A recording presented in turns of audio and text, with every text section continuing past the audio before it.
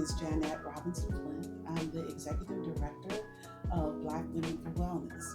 And we have a little podcast called I'm Just Saying, Two Black Women with Opinions. Today is three of us. It could have been four because my partner is Ajua Jones, and she is also a community activist in this community of Los Angeles. And we've been doing this podcast just to share some opinions, some insights, some stories, some laughter, some joy, some facts about Black life in Los Angeles. Sometimes it's about Black women for wellness. Sometimes it's about maternal and infant health. And sometimes I'm just saying it's just two Black women with opinions, talking about whatever we want to talk about that is striking us right now. So today I am happy to welcome you to the microphone, to the seat, to talk about our environmental justice program.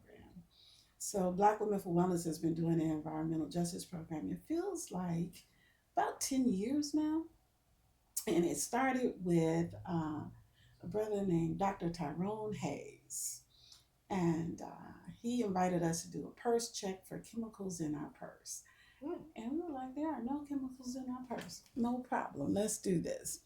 But little did we know that the makeup, the moisturizer, the lip balm, all of those are chemicals. We just had not thought about them in that way.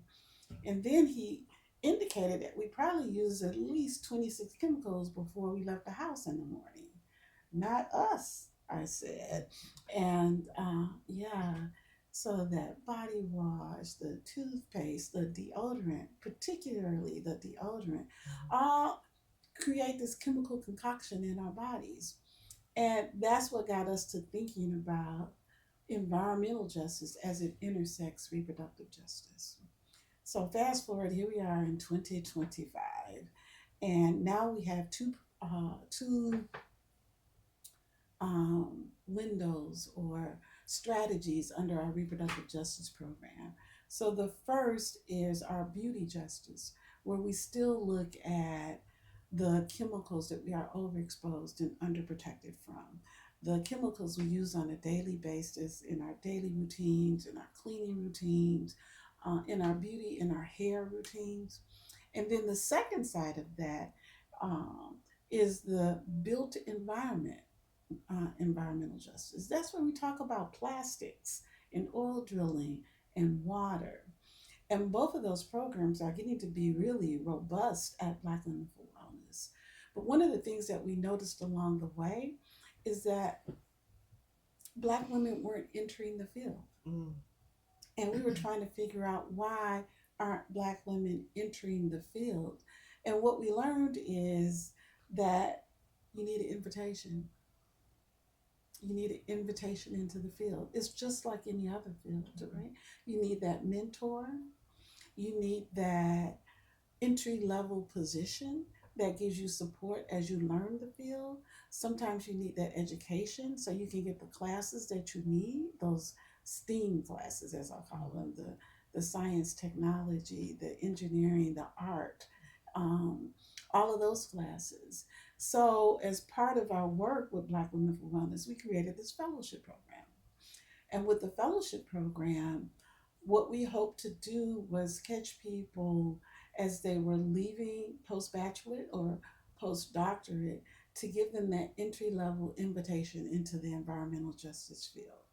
It could have been on the build side where we talked about plastics or water or oil drilling in our backyard. And it could also have been on the beauty justice side, where we talked about how we expose ourselves with these chemicals in our personal care and cleaning and routine everyday life. And for those two people, that was Camille and Sophie, who are our first set of fellows, we thought they needed mentors. And along came Marie-Alise and Talia to be mentors for our first set of fellows, and that invitation into the environmental justice world. Thank you all for coming and talking with me about this. Thank you all for being mentors. And could you just give me a little bit of the background about how you got your introduction into environmental justice and where you are now? Big questions, I know. Go ahead. Okay, we'll start with Marie-Alise, since you have been voluntold what to do. Let's see. I grew up in South Central Los Angeles, the Florence Firestone area, uh, just about a block and a half from Alameda. Mhm. An Alameda corridor, when I was growing up, everything was at grade. So the railroad tracks would go steaming, well, not steaming, with their diesel motors going by. And along Alameda was a lot of heavy industrial. There was a glass works that blew up when I was a kid, and all kinds of stuff that's going on in that whole industrial area that my family actually moved into 1947 or 1949. I can't think of the exact year, maybe 1949. They were the first Black people to go into that area, which was like this strange area. Like, it wasn't quite redlined, but it was definitely working class whites, working class Chicanos, and then my family comes in and says, "Hello." Let's introduce some Black folks to this mix. Exactly. And then across the tracks was a sort of like a sundown town, was Huntington Park. So it was like this very interesting dividing line with the train tracks. Mm-hmm. And then my grandparents eventually bought a home on 69th off of Holmes, which is between Florence and Gage, and we were a mile from their place. And they also had railroad tracks going up and down, which is now, what used to be called the Blue Line. I don't know what that line is called now, but it's a line that runs from downtown to south. Yeah, Mm-hmm. yeah.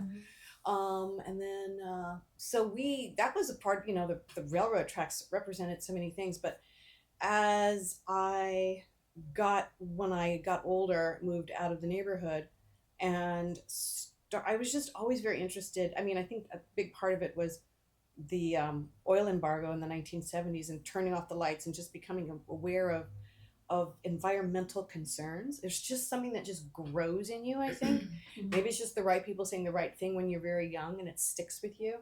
And when I became a parent in the late 1980s, my kids were in cloth diapers and I was using cloth napkins and really just thinking about these things that were touching our skin, which is the largest organ of the body that we often think about, because we see the commercials for, I don't want to say any names, but this lotion and that lotion and this hair product and this thing, and think about everything that just permeates into our. Mm-hmm. And I am also very cognizant of the fact that my family is a lot of things that are illnesses that just I think they're a lot from the environment, Mm-hmm. and just being a nature lover, going hiking and seeing how clean and amazing nature can be and what it feels like to breathe in a forest versus standing on Florence and breathing in exhaust.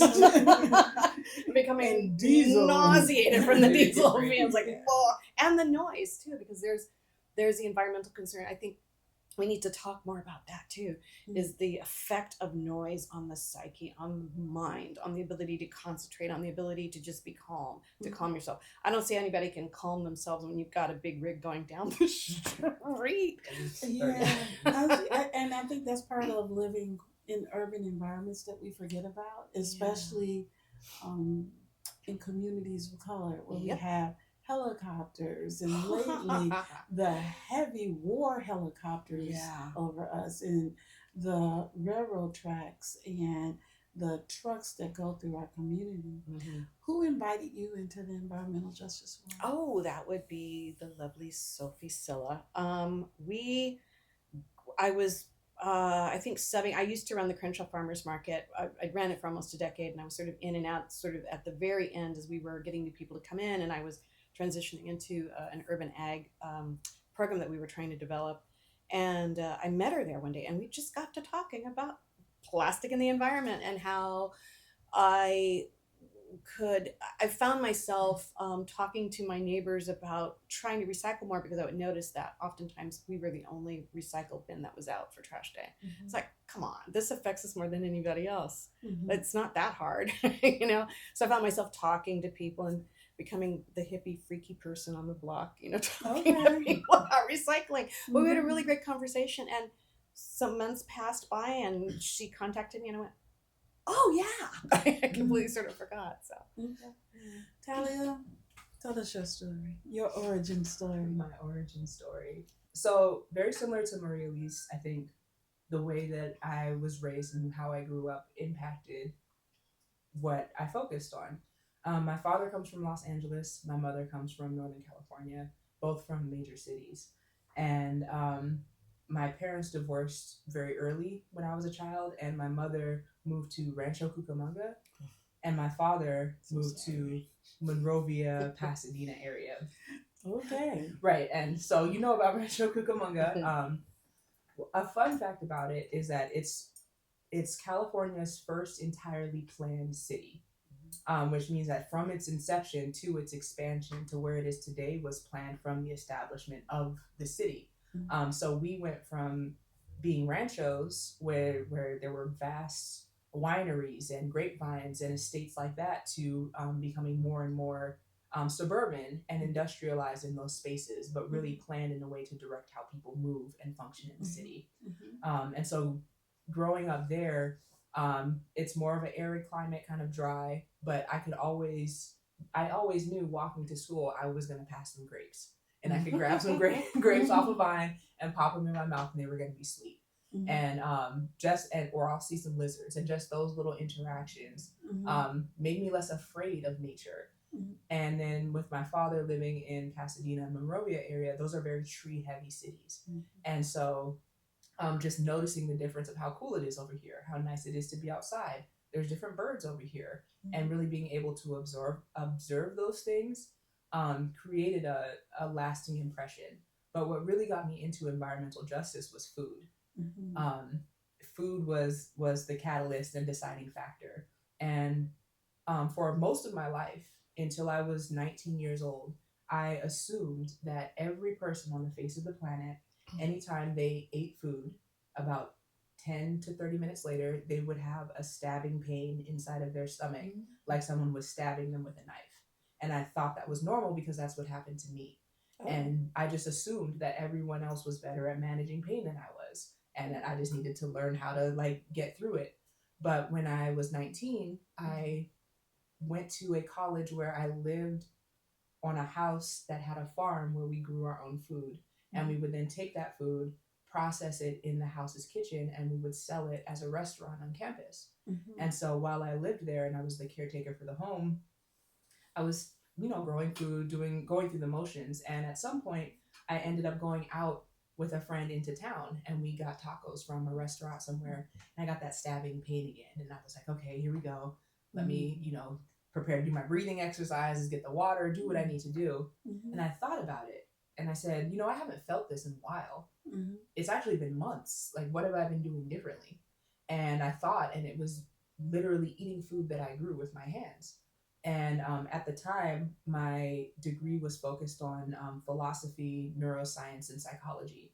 And so I got really into the neurochemical transmitters that are in food, and why is this affecting me? Why is this painful and this not painful? That's when I learned about GMOs and food justice. And to me, I felt like the most evil thing that you can do is when someone comes to you asking to be fed, to feed them poison. In my opinion, I think that's really evil, especially if you strip people's ability to produce food for themselves, if you make them ignorant to where it comes from and all of these things. I felt like that was just not right. And so in looking at all of the chemicals that went into food and knowing from a neuroscience perspective that no, these things target specific areas of your brain and do very specific things, I then got into the other environmental factors that maybe cause that maybe mix with some of those chemicals and produce these health effects, or are exacerbated by being in relation to each other, or a special cocktail that only comes about when you live 5 minutes from a liquor store with an airplane flying overhead and trucks driving by it, and all of these different things. So that's really when I started to get into environmental justice, was looking at how it impacted our food. And from there, seeing, as you know, with microplastics, they're ubiquitous and the chemicals are very toxic. And but yet 100% of the people on the planet. And it's not unknown. This is not, it's not pseudoscience. It's not a guess. We know these things are toxic. Mhm. And so if we know that they're toxic, then we can identify them. And when I've taught myself and learned how to identify them, I begin to realize that how many things they were actually in. Mhm. And I think that's really what pushed me into environmental justice. How long ago was that? Ooh, make me age myself. No, I started. I got you. It was 2009. Well, no, 2006. So we're Okay. going on almost 20 years now. Okay. But I want to say now, but that if both of you have this relationship with food and food justice, Yeah. and a lot of the time we do not think of environmental justice and food justice in the same sentence. Mhm. Yeah. So how did you all make that leap or that connection in terms of environmental justice and food justice? I know for me, I also had a lot of digestive issues my entire life. I mean, when I think about all the procedures I've been through, and my mother's like, she feels bad. She goes, "You had so many of these. I'm so worried they're going to impact your health." But nobody ever talked about the environmental impacts and the food that was there. And we were growing. This is the interesting thing. We started growing our food. So the houses that I was speaking of in the Florence Firestone area, they have deep lots, and so we had a deep front lawn, front yard that we dug up. My grandmother and my mother were just sick of like having to go to Huntington Park or going west to find the foods that they were used to eating. And I do come from farm people from Louisiana, so we did that with our front yard. My grandparents dug up their backyard, and my grandfather built a smokehouse for my grandmother, and I used to help stuff sausages.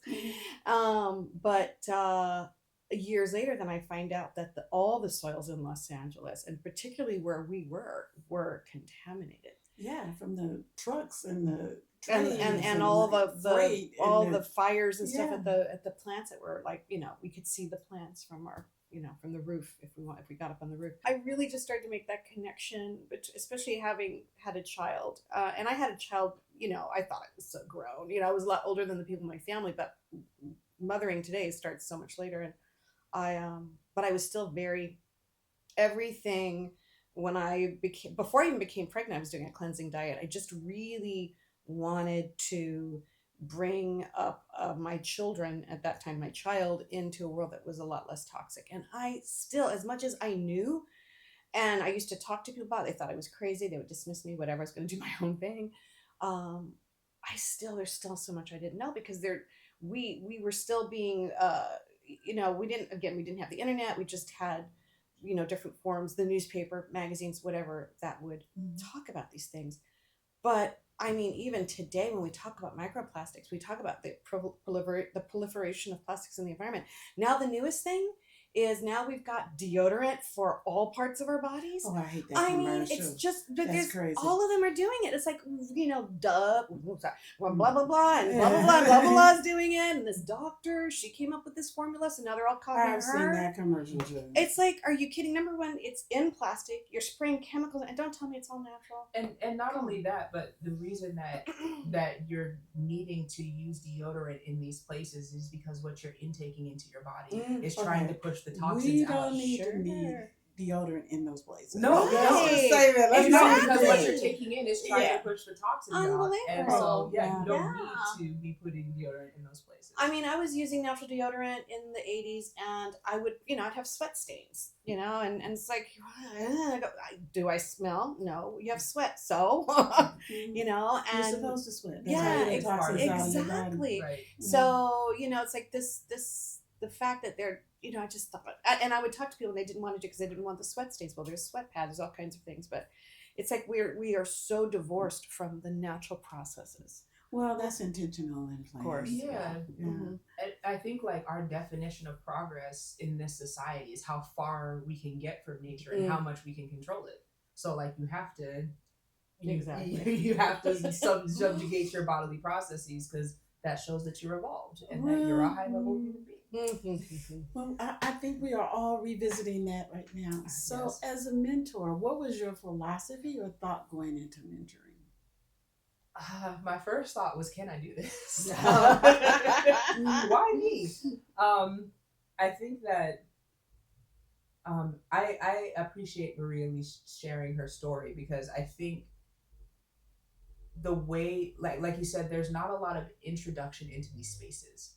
And so the way that we gained our introduction to these spaces are very personal, and they come from our relationships and our life experiences and our interactions. And I think when Camille approached me, my first thought was, why?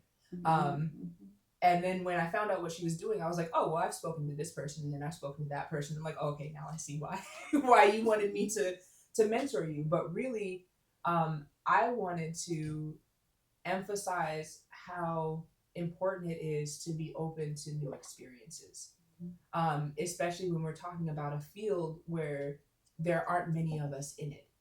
And even the way that I got into this field, like I said, my first degree it started off as philosophy, neuroscience, psychology. It was a bundle of all those things. When I got into the lab and started actually doing chemical titrations, doing chemistry and biology, there came a certain point where I wasn't getting data that I was supposed to get for a test. And my professor told me to just change the numbers. And change the numbers. Well, it was I don't mean an exam. I mean like a lab test. Yeah. And he was like, just change the numbers. And I said, what? That's not No, security in that Right. research. Right. Wow. And it was a simple chemical titration. Like, we knew it was supposed to happen. But he told me to change the numbers. And I was like, and it was because I had been in there for hours trying to get this thing to work, and it wasn't working right.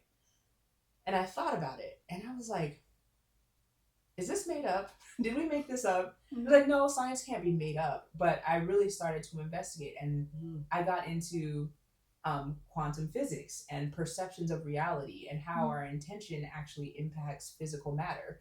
And basically, when I ran the numbers, at best, a scientific prediction is like 60% accurate at best, which is slightly better than a coin toss, right? So what makes it slightly better is not that it's any more true or any more real, it's that we expect it to be true, because our expectations actually have a physical impact on reality. Okay. So when I came to that understanding, I said, okay, so this works because we believe it to work, and we have a way of explaining how it works that makes sense to our minds. What makes this way of knowing things any better than systems of knowing things that we've had for thousands of years as human beings that we've, observed? And so I expanded the scope of my major, and it became Indigenous and non-Western health and medicine, which I examined from the perspective of philosophy, neuroscience, and psychology. And so I studied with traditional medicine practitioners. I lived in China and worked in a hospital in a traditional Chinese medicine ward. I also worked with Native American elders from here, and I studied neuroscience and psychology and all those things to compare. And it was in doing those things that I realized, like, I'm actively co-creating my reality. My expectation and my experiences are all contributing, leading to me being in the places where I'm supposed to be. And so when I thought about mentorship, the best advice that I could give was to be open to where you're supposed to be, because the path will appear when you take a step. And so again, I was like, why me? But then I started thinking about it, and I was like, no, our pathway is not straightforward. Some people are legacies. If you look at, like, for example, water managers, people who manage the water systems that control municipal water in our city. Those are really high paying jobs. They get paid more than firefighters. They have 12-hour shifts. They sit in a room and they look at a computer to make sure that all of the chemical levels in our water systems are correct. Water is important. Water is important. Who gets those jobs? Usually they're grandfathered in. There's like very specific courses that you take at training colleges, community colleges, that prepare you for this high level paying job, but people don't really know about it, because do you think about who's controlling your water? Yeah, wow. Right. So some people have a family legacy in this field, and it's like, I'm going to show you how to do this. For people like us, we have to let our curiosity be our guide, because that's what's going to be the driving force. And that's what's going to allow us to be able to ask questions, apply our creativity, and come up with solutions that no one else will have ever thought of before. And that was really what I tried to share with Camille, because I'm like, I can't tell you where to go. I can't tell you what the answer will be. But I can point you in a direction of who to ask and how to ask, and I can help you to think about what you've learned so that we can make and create this for yourself. I'm just blown away by Sophie. I mean, I looked at her resume and I went, what, me being your mentor? Right. I don't think so. But then I just sort of stepped back and I thought, okay, you've been doing this for a while, and we tend not to look at ourselves through the lens. At least I don't. I don't look at myself through the lens of other people. I really have to step back and look at myself, and said, okay, I can handle this. And we didn't talk about anything that was so out of the realm for me to be able to speak about. And it was just really great because we were talking about life and life choices and what communities are given, what's expected of communities despite discrepancies between what they get and what they receive. And it was just such a great meeting of not just minds but souls, because I really felt connected to her, and it was just really, really great. And if I could, I would adopt her because I don't have any daughters. Said the same thing to her. I just want to adopt all the amazing young women that I meet. But maybe that's the grandmother card. Yeah, we gotta. Yeah. I mean, but I think that's an important point. Like relationships, right? That's really what the strongest takeaway that I have, because I felt the same way when I read Camille's resume. I was like, what? What do you want to know from me for? You've got all the tools here. Right. But to be able to see the next generation and how far ahead that they're starting and how brilliant they are is a beautiful thing. But it also reminded me of how important that representation is, because like you never thought this was possible because you've never seen anyone do it. And you've never heard anyone talk about it as anything besides an insurmountable task. And then I had to think back to the women that I observed who were just operating in their fields, in their power, and how much that inspired me. Even professors who like inspired me just by they're just standing on their principles. And I'm like, okay, this is something that I can provide. Because I do know what it's like to be the only Black face in the room, to be the only person who understands the significance of this data that you're trying to share, or who can see like the actual connection between your neighbor's cough and this black smoke that's spewing out of these smokestacks, and all of these different things. So I think the most important and rewarding aspect of it was the relationship. Being able to, I think because we've never seen this, we get these ideas in our mind of what it means to be an environmental justice advocate, what it means to be a social scientist, what it means to be these things. And when you are able to talk to someone who's actually a real person, and you can see like, oh no, I can do this. I don't need to have all of these awards or all of this equipment. Actually, I've done everything that I need to do to get to this point. I think that that's something that I pull inspiration from what's been given to me and what I hope to give to my mentee, but also being inspired by her. And like, look at what you've done. It is a two-way relationship, and I think sometimes people forget that because there's always something for the teacher to learn. Absolutely. Right? So you remind me of another question to ask, which is, who mentored you? Drop names. No names? No, I said drop names. Oh, drop names. Okay. I will say it was definitely not one person.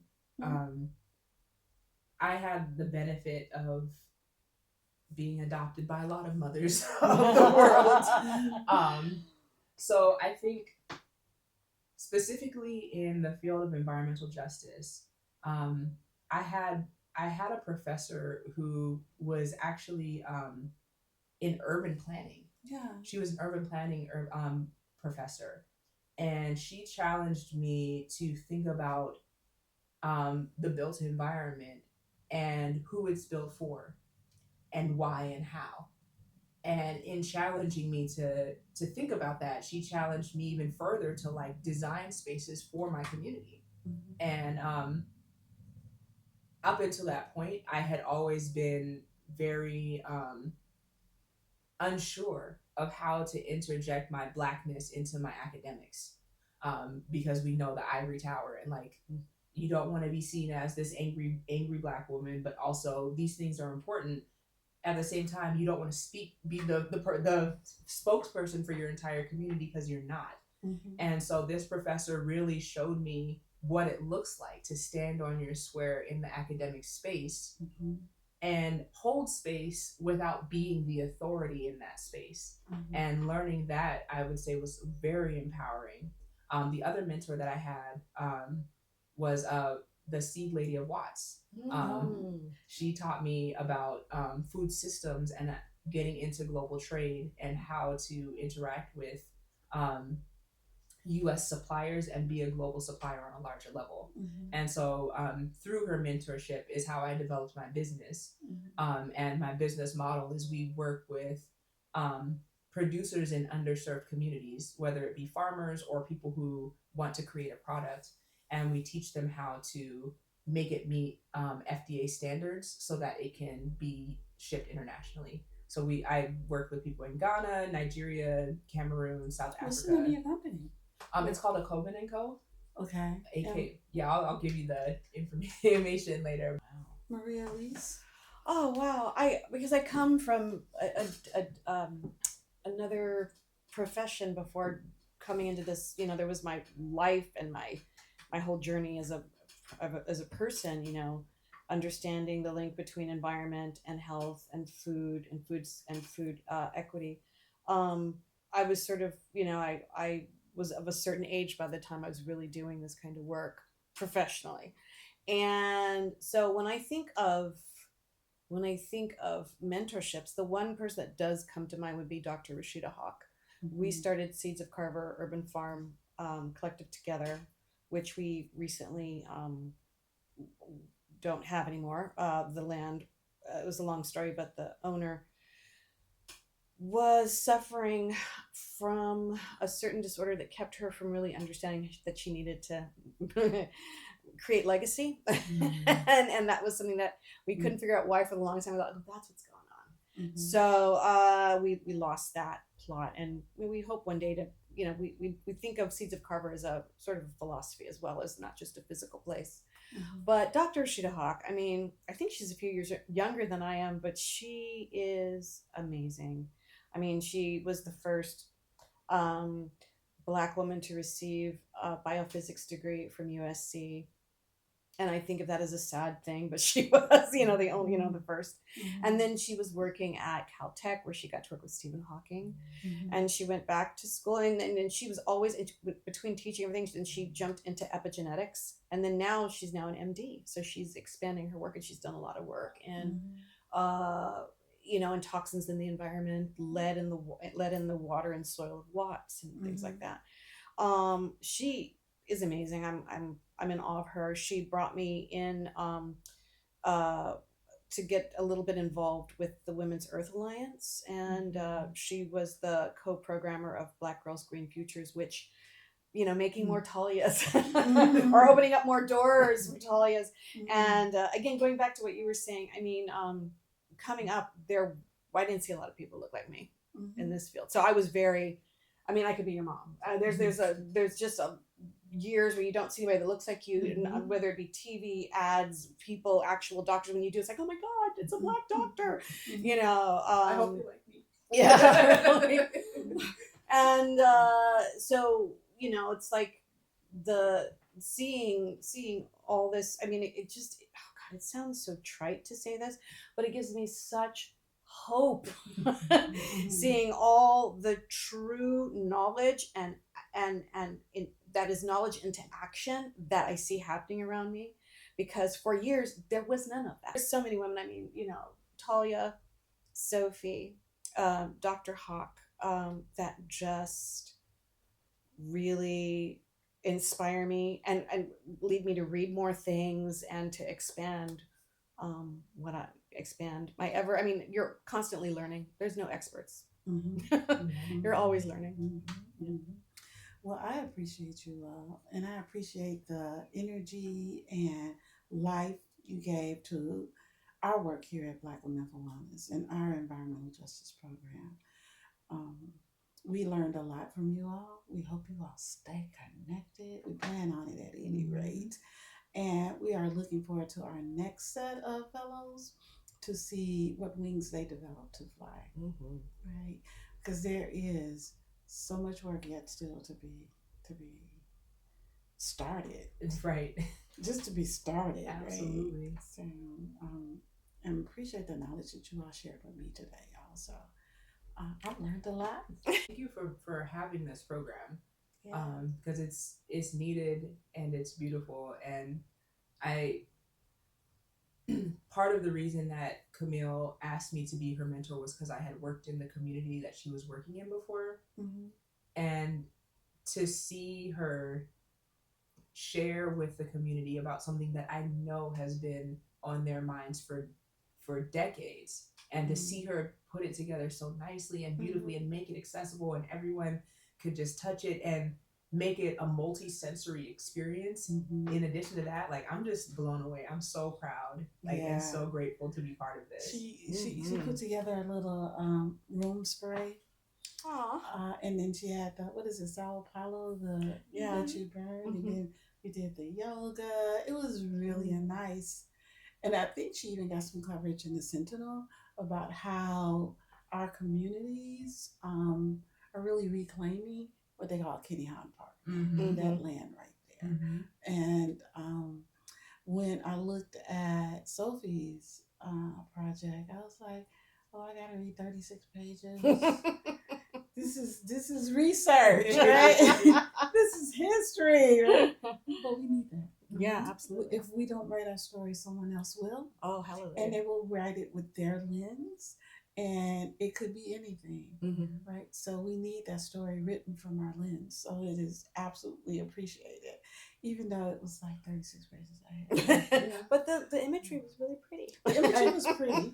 And the process was nice, Mm-hmm. right? Just in terms of her going to different community events and having people collage and draw and pull together their creativity and what was coming out of their spirit to be included in The it. art and STEAM. Yeah, and you never know, like, how much it impacts people. Yeah. Because one, like, I think it's beautiful that she did 36 pages because Black Women for Wellness has created the opportunity for her to produce a body of work that's as long as 36 pages, which is incredible off the rip. And then on top of that, like, we don't know when the person who reads that is going to springboard into their next great idea, but it's in the archives. It is. And that's the archives the are thing. important. They are so important. Right. And so that we must tell our own story. I'm just so grateful to be part of this because I come from a line of, I found this out recently through doing lineage work. I come from a line of really strong women. And it's just it makes me feel like, okay, I'm not just a one-off on being like it was sometimes the only Black person in the room or the person who dares to raise your hand. I'm gonna say something you're not gonna like it, but I'm gonna say it anyway. Because then I go, oh, this person did this and this person did that, and being in this space and seeing the work that's being done. I mean, I'm sorry, the world needs Black female leadership so badly. Oh, desperately right now. And has always and will, because I think we are the people, we are the ancient ones, and what we have to say and what we've been through, what we've overcome, and what we forget about overcoming for a second. The fact that we thrive, that's what threatens people to this day. The fact that we thrive. Yeah, they can say, oh yeah, well they survived this, but when we thrive, it freaks them out. Well, okay, I want to thrive some more. And celebrate some joy. Absolutely. We decided we would create an award, and we named it after a Kenyan woman who Matu, who her vision was to create a whole patch of trees across the continent of Africa, right? So, and that's the part I appreciate about Black women, is that creativity, but the visionary part. And our history and our visions are important, and I hope that's what we keep doing with this program, that we keep planting seeds, right? That we keep watering those seeds so that vision and that history can be recorded. Absolutely. Okay. Absolutely. So our next cohort, fellows begin in September. Woohoo! September 2025. It's a 9-month program that goes along with the school year. We have filled those positions right now. So if anyone is interested in being a fellow, stay in touch. Stay in touch with Black Women for Wellness. You can find us at bwwla.org. And while we have our 2 fellows coming up, I am sure that we will find space for Black women who are seeking to enter this field, so they can grow too.